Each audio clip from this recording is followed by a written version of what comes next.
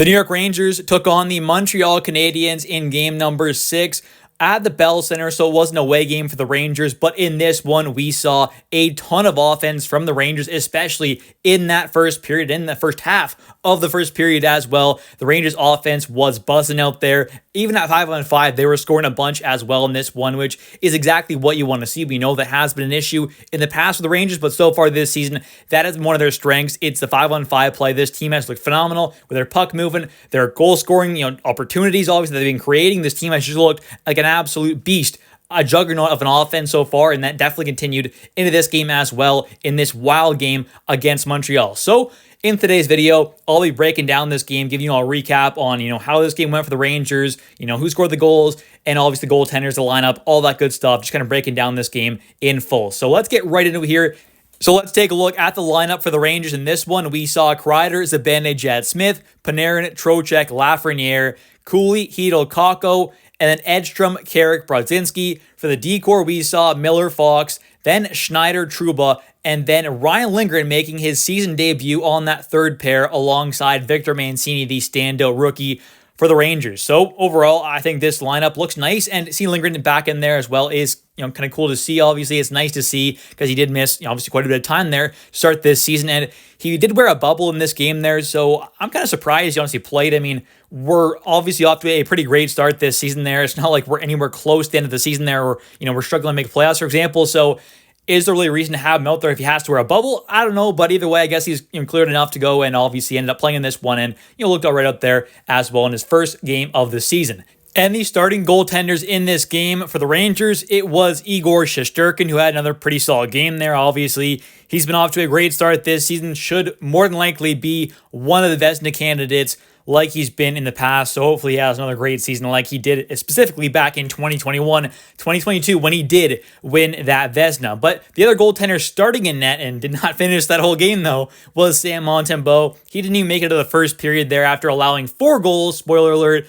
He ended up getting pulled there, and Caden Primo, the backup, went in. But let's get right into it here. Starting off in the first period with less than a minute into the game, we see Artemi Panarin, the bread man, in the Habs zone. He makes a nice pass over to Foxy, and Foxy quickly moves the puck over to Zibanejad for the one-timer, and he buries it pretty much right at the top of the left circle in the Habs zone there, and he just rifles that puck, absolute laser with that one-timer past Montembeault to make things 1-0 Rangers. Then we see not too long after that, pretty much right after, the Rangers score again as the face-off in the Rangers zone. Braden Schneider ends up flipping the puck all the way from the Rangers zone behind their goal line all the way down to the Montreal zone behind the net there. Adam Edstrom's the first to the puck there. He wins that battle, passes it right up front there to Johnny Brodzinski, who just smacks it in there to give the Rangers a 2-0 lead. And this was just a really great play by Edstrom there, not giving up the puck there. There were a kind of question mark, it seemed like, from the Habs defense, whether or not it's going to be icing or not, but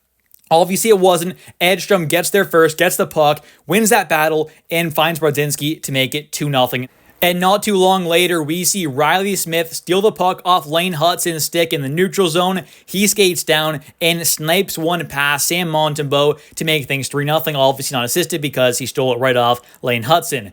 Then we see later on in the period, we do see Josh Anderson get 2 minutes for cross-checking. Rangers get their first power play of the game, and on that power play, we end up seeing the Rangers score again as Riley Smith finds Philip Hedl backdoor to make things 4-0. He puts it in there. A fairly easy one for Hedl, you could say. And this goal was also assisted by Kakko, who has had a pretty solid start to this season.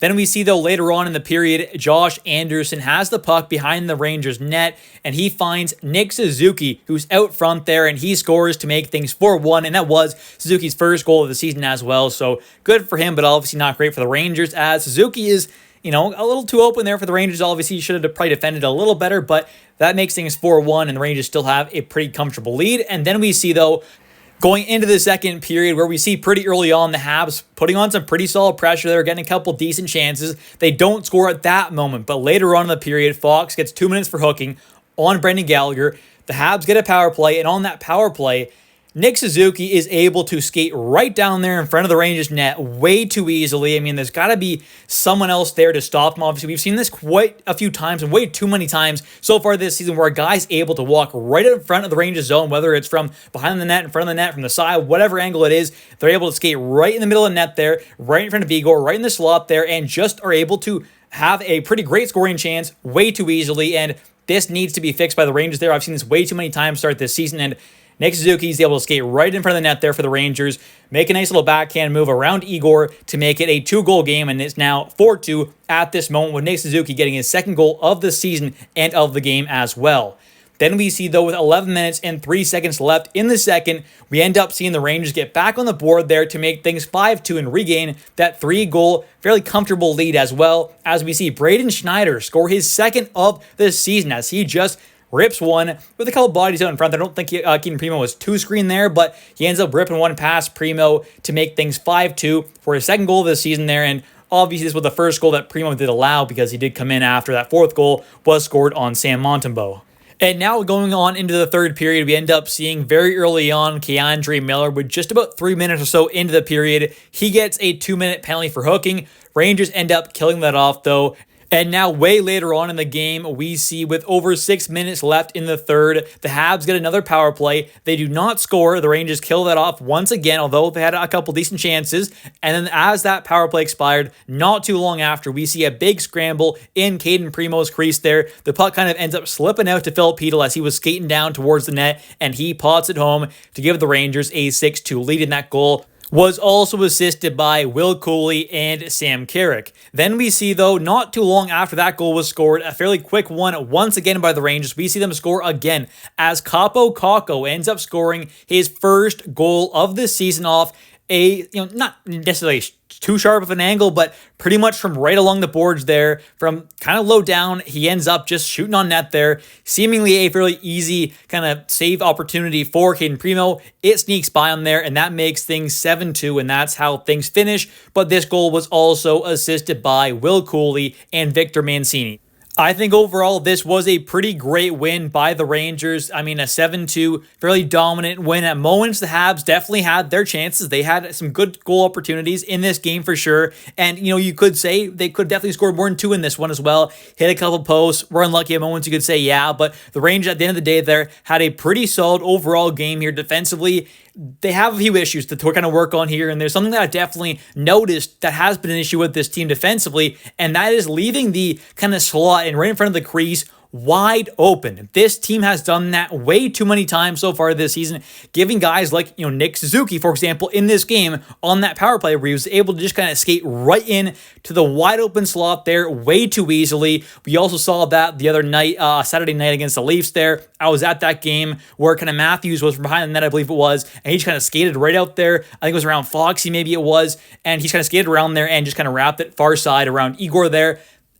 These kind of goals here where guys are able to walk right out in front in the crease there, in the slot, like wide open and fairly easily. It just can't happen like that. So hopefully this team can work on that, obviously get better at that and really kind of try and shut down that slot. But other than that, I think this team has played some amazing hockey to start this season. I mean, goal-wise, this team has been phenomenal. They are the best offensive team in hockey right now, pretty much. They have been absolutely lethal. 5-on-5 scoring-wise, the past years has been a question mark with this team, but so far, it has been their biggest strength, you could say, is the 5-on-5 scoring, which is exactly what you want to see. The puck movement from this team is absolutely phenomenal. I think having a guy like Victor Mancini back there, Zach Jones at moments, I mean, obviously, those kind of additions there, kind of newer players to this team, this decor, I think has helped it a lot with the offense. And, long-term wise, I'm really liking this defense core for the Rangers. I think we have some great key pieces to kind of keep long-term. Victor Mancini is looking like an absolute stud back there. Obviously not going to be, maybe a top pairing kind of guy, but could he end up being a really solid kind of second pairing guy one day? I don't see why not. He's got that size. He's a right-handed shot.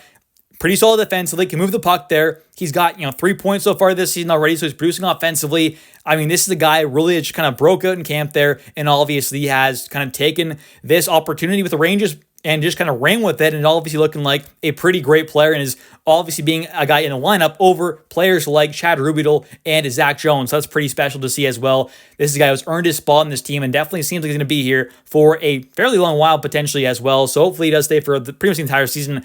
That would be ideal, but having a big body back there who's going to be on a cheap contract for the next few years is definitely going to be very, very nice for this team as well. And for the goaltenders in this game, we saw Igor Shesterkin stop 19 out of 21 shots, allowing 2 goals there. He looked pretty solid. Didn't have his best performance, but still looked fine. And on the other side of things there for the Habs, we saw starting in net was Sam Montembeault. He allowed 4 goals on 10 shots. Not great at all. He looked fairly awful, you could say. And then Caden Primo in net after that 4th goal was scored. Montembeault comes out, and then Primo finishes the game there, allowing a couple goals as he ended up stopping 32 out of 35 shots, allowing 3 goals there. He did not look too great in net, although made some decent saves here and there, definitely, especially that Cock one, for example. That one wasn't too pretty. Anyways, thank you all so much for watching. If you have enjoyed this video, definitely hit that like and subscribe button for a ton more New York Rangers content, as well as don't forget to comment down below your thoughts on this nice 7-2, fairly dominant New York Rangers victory over the Montreal Canadiens in game number 6 for the Rangers, as they now improve to 5-0-1 and have still yet to lose in regulation. Let's go Rangers. I'll catch you next one. See ya.